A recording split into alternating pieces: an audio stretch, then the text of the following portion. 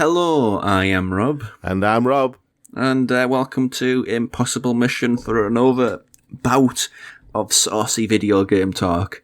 That makes it sound like we're sort of Babe Station, but with games, so... Game Station, which was a UK games video shop once upon a time. Yeah, it was. That's not what they were, though. Well, Anyhow. there weren't video games, attached to poles in the middle of the shop. I wouldn't be surprised if that's actually been a thing somewhere. But it is actually kind of a weird, kind of haphazard segue, though. It is, bizarrely.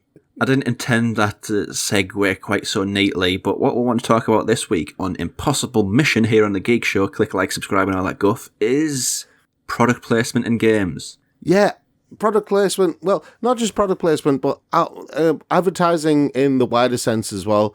Cause, I know, but it's kind of a catch-all term, isn't it, product placement? Yeah, yeah. In this context, anyway. Yeah, because, I mean, you've got very specific examples of product placement, and some... Can I just introduce the concept with what made me think, hang on, this is clearly product placement? Yeah.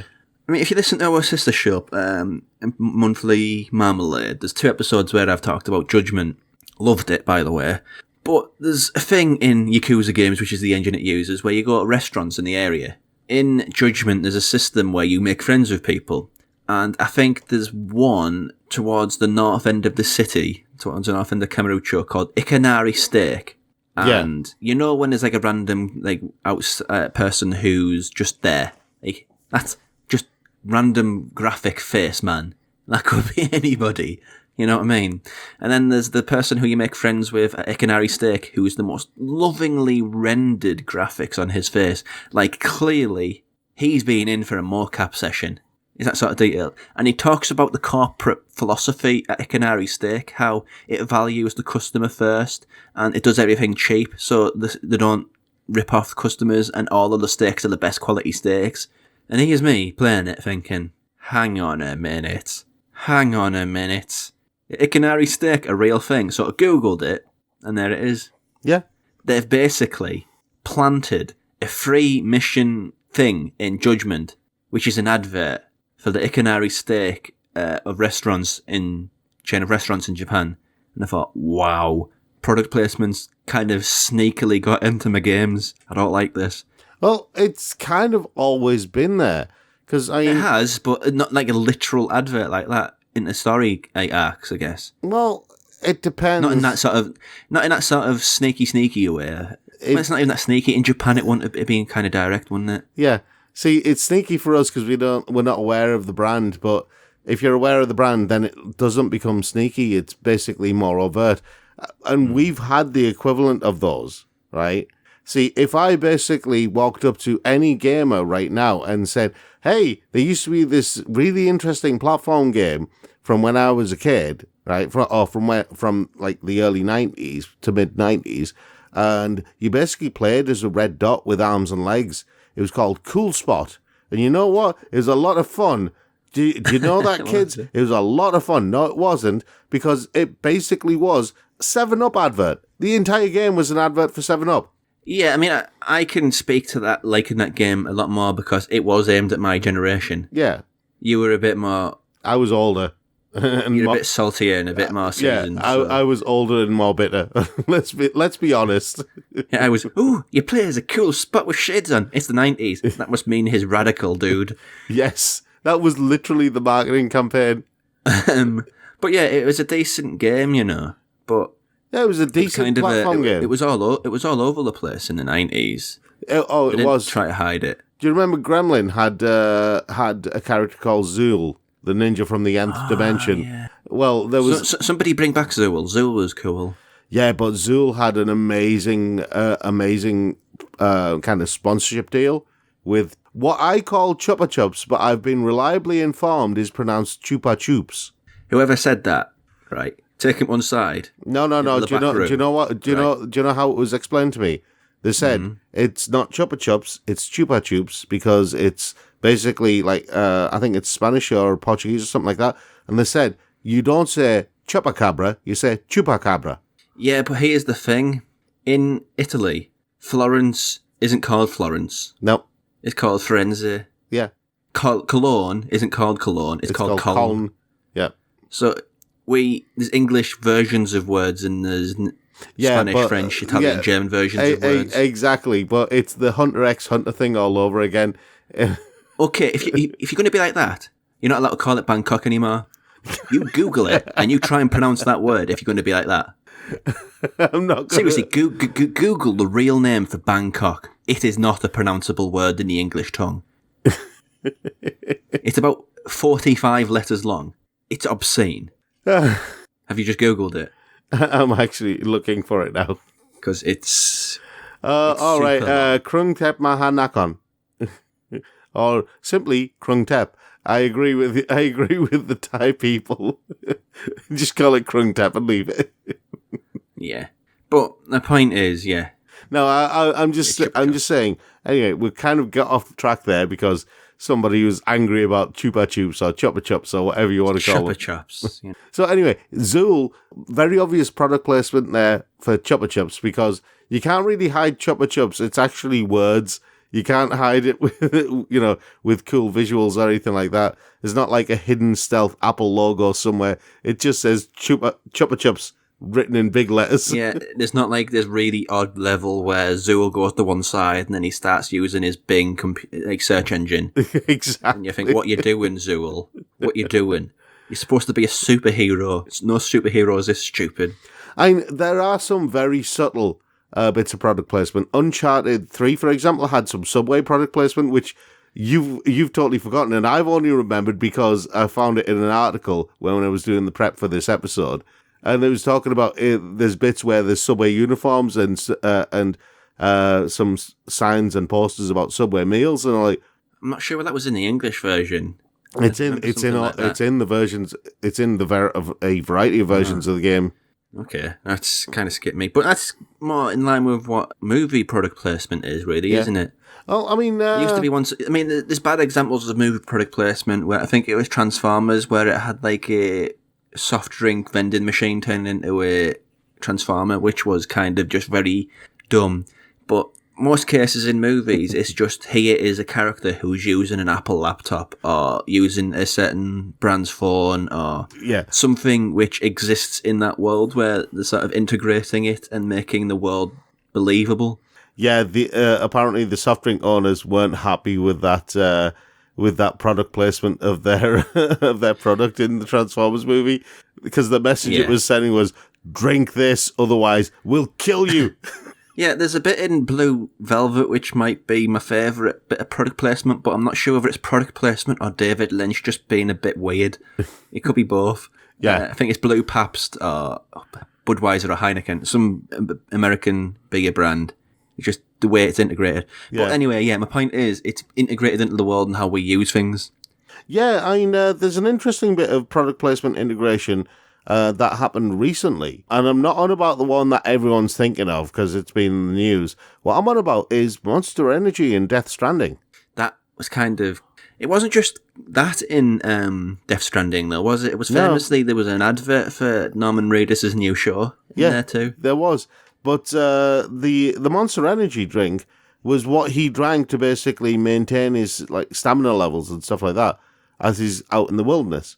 And I thought, okay, it's a blatant advert for Monster Energy, but it kind of makes sense in this kind of context. Yeah, but it doesn't have any of the withdrawal things, does it, where you have too much Monster Energy and you've got a caffeine and sugar kick and you kind of go a bit crazy. You only get that if you're not burning the energy off. He is burning the energy off in the game, so... Because that'd be an interesting side, spinning a tail, wouldn't it? Yeah, Norman Reedus just bouncing across a mountain. Yeah. So yeah, that'd be sort of, if people think, I should say, if Hideo Kojima is the person that people think he is, I'd expect him to do something like that. But thing is, it made more sense. I think I'll give them plaudits. I'll give them credit where it's due. Using Monster Energy in that context made more sense than using something like Pepsi or Coke or something like that. Yeah, it exists within the rules of the world. Yeah, exactly. It's like product placement has been forever in games because sports games have been a thing. Yeah, And I mean, imagine the idea of FIFA or a PES or NHL, NFL, whatever, and it's got off-brand things around the outside. Because once upon a time, in the Mega Drive era, that was the thing. not just in the Mega Drive era, the early FIFA games had that as well, because they couldn't actually put all of the product placement, all of the signboards that go around the edge of the pitch. They couldn't use the official ones because they hadn't actually negotiated the deals. So you had several early FIFA games where the signs around it were just like EA Sports or EA or something like that, and that was it. Oh, that's a pity. So they don't have like Nipsey and Bocanola. No. They don't have any of those. Zycrosoft. And stuff like this. But in the modern FIFA games, all of that is there. All of that paraphernalia, all of that advertising, the advertising hoardings are all there. It's incredibly wide-ranging as well, because you very rarely, unless you're paying attention, get the same thing in the 2 matches on the bounce. Exactly. But then EA kind of took it a step too far. You see, what he's referring to is the adverts. Yeah, the ones in UFC and stuff like that. But before I heard about it, I thought it was like it is in certain WWE games where here is a replay, and this replay is sponsored by Snickers. Because that's kind of, it's putting in some sort of real life application of how replays are done. Yeah. Replays usually have like a little bit of a sponsor bar underneath it. Yeah. But it was taking that to a level where it was really intrusive and basically broke the immersion in the game. So you could be heavily invested into a career mode in the game, but then all of a sudden this massive replay is sponsored by so-and-so plastered all over the game. It was The Boys, wasn't it? Yeah, it was The Boys. Amazon Prime's The Boys. Even though the UFC ring, right, the octagon, the floor of the octagon, is a big advert for season 2 of The Boys. Yeah. So on top of that, you've got replays that are also sponsored by The Boys and actually advertising The Boys, and then you have actual advertisements for The Boys on top of that as well. So I think they wanted you to watch The Boys. Yeah. So there was a lot of adverts for The Boys. And do you know the weird thing, right? Do you remember the movie Tenet? Yeah, I hated that this year. Right. Christopher Nolan, yeah. The marketing team for that actually did a very similar thing, by which, they actually advertised in a video game. And it was Fortnite they advertised in. Yeah, that was weird, that, wasn't it? Yeah, because Fortnite is kind of, it's beloved by children the world over. But you know at the what? end of the day, it's a big vehicle for adverts because the amount of times it's had, like, I don't know, an Avengers special event. Yeah. You said Tenet. Yeah. It was a trailer that was from Tenet in Fortnite, wasn't it? If I remember. Exactly. But yeah, Fortnite is just this vehicle for cross-promotional things. And jumping on the cross-promotional thing, that's happening a lot. I mean, Mortal Kombat is not the place where you'd expect to see product placement. It depends. I mean, if it's like a knife company or a gun company or some kind of weapons manufacturer, maybe there is a way they could do it. Maybe something that does protective gear or something.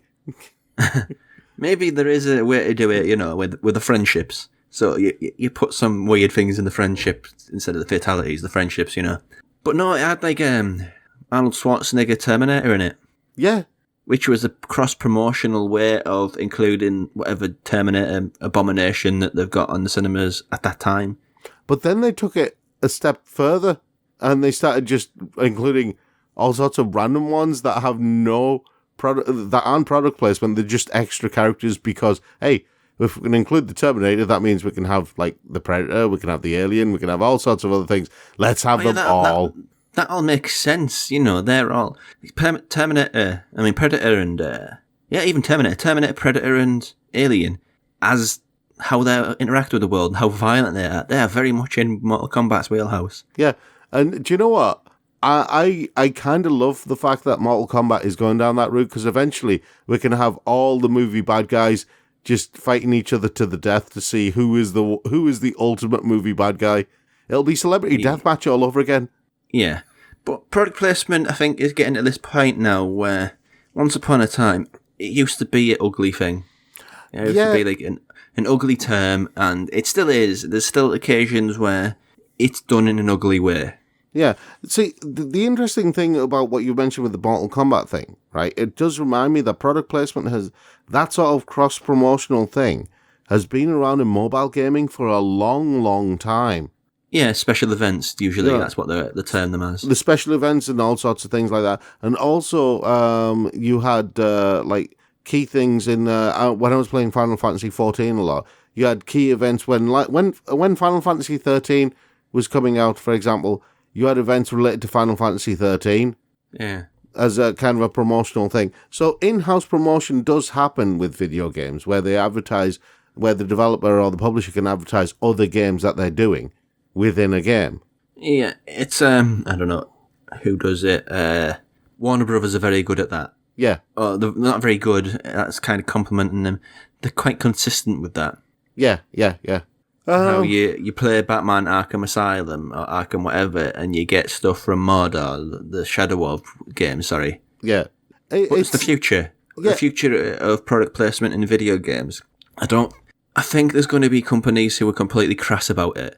Given how, this is another topic altogether, but the microtransactions that companies like EA and 2K do, I think they're absolutely cavalier, upfront, and unapologetic about the ways in which they make money and get money injected into their games. They're not going to change. They're completely upfront in all of the ugly ways that entails.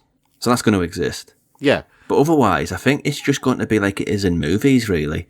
I mean... Like, especially in the narrative stuff, where here is a character and the characters use stuff in their normal life. So let's have that normal, those normal aspects of their lives be branded normal aspects of their life, if you get me. Yeah, I do. There is one particular type of game where I don't think that can fit, and that the entire game is basically just a walking product placement.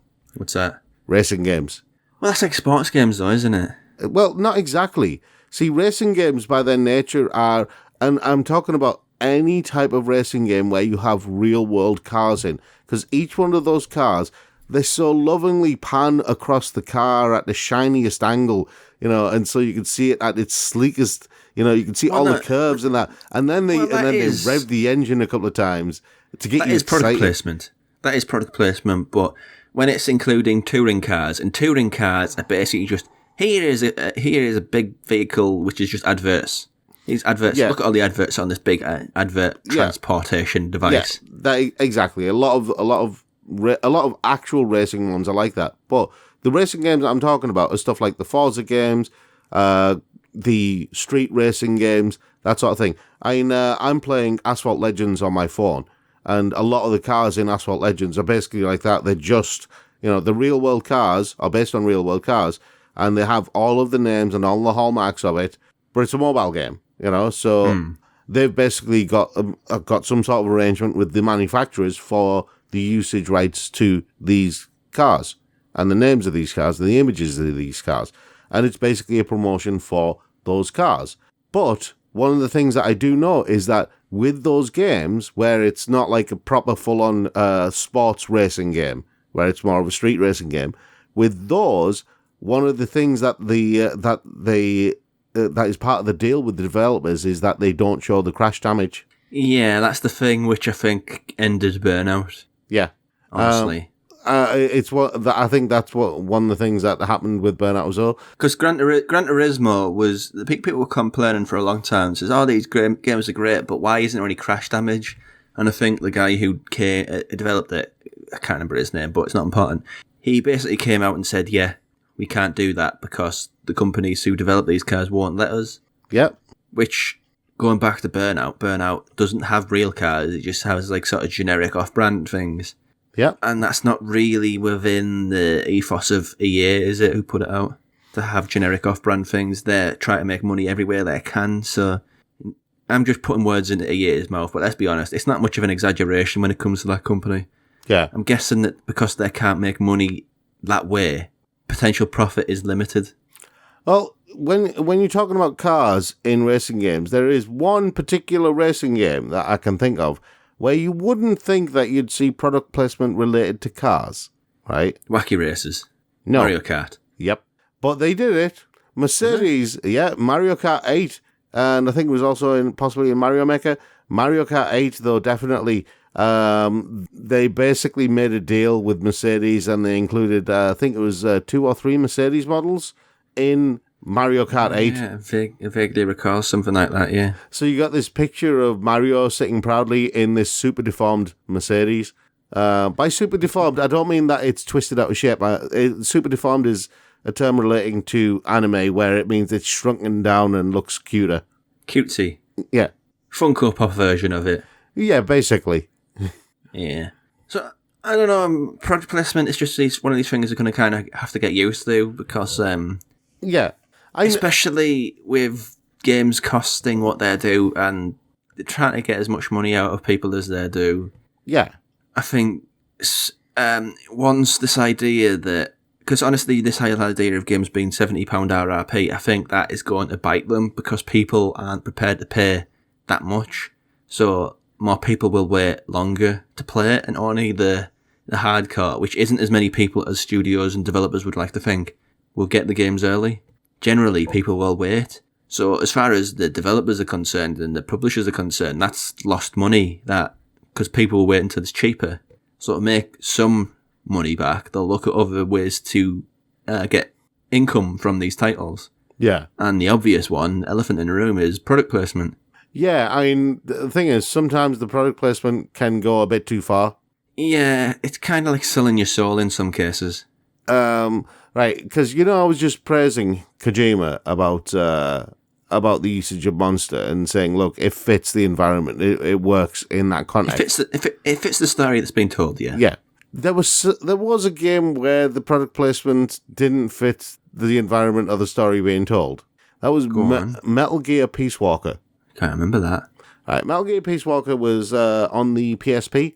It's one of those ones that a lot of Metal Gear fans, unless they had a PSP, probably haven't played. I have, and I do remember some of the product placement in there, and some of it was... So you don't really think about it when you're playing the game. It's only afterwards you're like, why would you have a pack of Doritos in the jungle? You wouldn't. I mean, not only... there was even worse there. Mountain Dew was in there, and for some reason... Now, in this country, we have a different name for it, but it is basically the same thing as what the Americans have. It's basically it's a certain type of body spray that's used, that they advertise as attracting all of the ladies, which... Lynx. Yeah, Lynx they call Africa, especially. They call it Axe body spray in America. Is that what that is? Yeah. Yeah, there's a gag from Frankie Boyle, a Serbic Glaswegian comedian, in case you're listening internationally, who called it the teenage smell of desperation. Well, that's what Americans call it as well. All right. So, yeah, I mean, why would you, when you're out on a mission, why would you suddenly find random packs of Doritos, bottles of Mountain Dew, and cans of Axe body spray? Yeah, I think just to wrap up, I think it's going to be one of these things that'll slowly sneak its way into mainstream gaming, honestly. What, the cans of Axe body spray?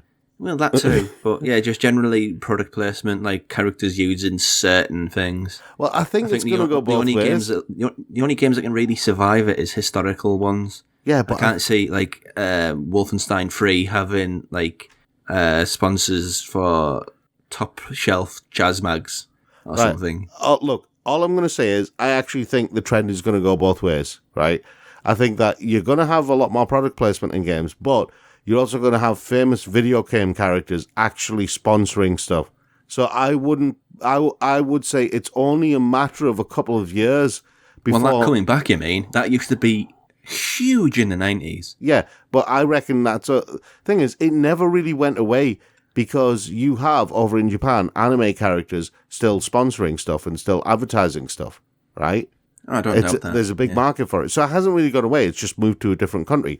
And it will make its way back to Western shores. I would say it's only a matter of time before you see Mario tearing into a drumstick and going, that's finger licking good. Mario sounds different. Mario sounds weird, Rob. While dressed as the Colonel. Mario sounds weird. Why does he sound like he's from the north of England? I don't What's know. happened? But Mario dresses the Colonel eating a piece of chicken. You know, it works in my head. I don't know if it works in anyone else's head, but it works in my head. The only reason I say that is because, and I've got to crowbar this in, but I didn't intend to, but it's kind of ended up that way because of Hatsune Miku.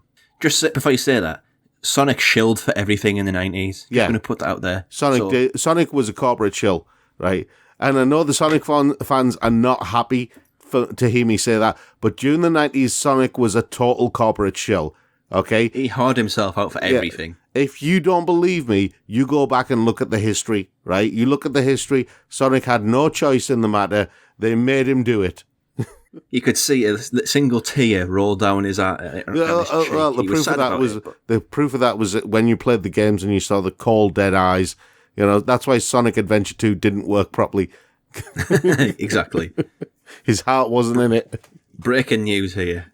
But Hatsune Miku. Hey, the third-party Nintendo stuff, including that included like Zelda. Oh, sorry, Link. Yeah. Hatsune Miku. Anyway, Hatsune Miku still actually advertises a variety of things.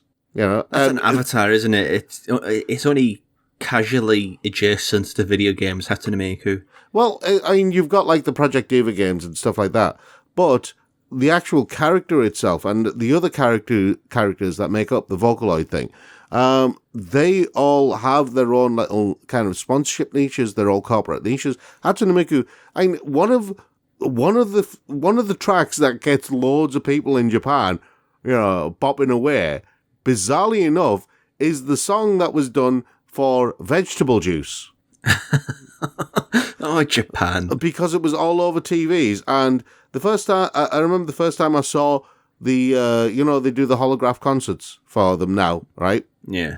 The holographic concerts. And then all of a sudden, it suddenly went poppy, poppy, pop, poppy, pop, and everyone went batshit crazy. And I'm going, what the hell's going on? So I had to actually look this up to find out what the deal was. Found out it was about vegetable juice that became really popular after they started using Hatsune Miku to advertise the vegetable juice. Like, so yeah, okay. Japan is basically a big advert as a country. Yeah, but so because of the influence of anime over in the West now, it's only a matter of time. Yeah, and beloved titles like Naruto, One Piece, all of this, Dragon Ball, they advertise stuff too. Yeah. So I don't think it's just the stuff you're not interested in. I will say one thing though. There is one product that I wish they would use Dragon Ball to advertise. Go on. Soap. Dragon Ball soap? No, just soap in general. Any type of soap. Because none of the characters in Dragon Ball ever wash. At least Luffy and them get dunked in water every so often. But none of the characters in all that manly sweating, and none of them ever wash. So it's going to have a fight, and then Goku's going to rub himself down with some Dove or something. Can you imagine the stench, though? That you could kill somebody. I think this is going to just go on forever now. So I think we're going to... He's found a rich vein. This is his stand-up routine he's planning, apparently. So I don't do stand-up. Well, yeah, he does. Unless I want to move somewhere else. See, he's working on his routine. We've got to stop him, people. We've got to stop him. See, now that I've said Dragon Balls, Dragon Balls and so, that just sounds wrong. Oh. So, in this week's episode, we learned that to get your Dragon Balls super squeaky and clean, Goku suggests that you use this soap. So, until next time, though. So, yeah, that's on that note. If you liked this video, then give us a thumb, a sub, or a bell. And if you want to see more videos like this, then please support us on Patreon. The details are in the description. That's all from Impossible Mission this week, thankfully. Join us every Thursday for more video game chit-chat. Until next time, though, thank you for watching.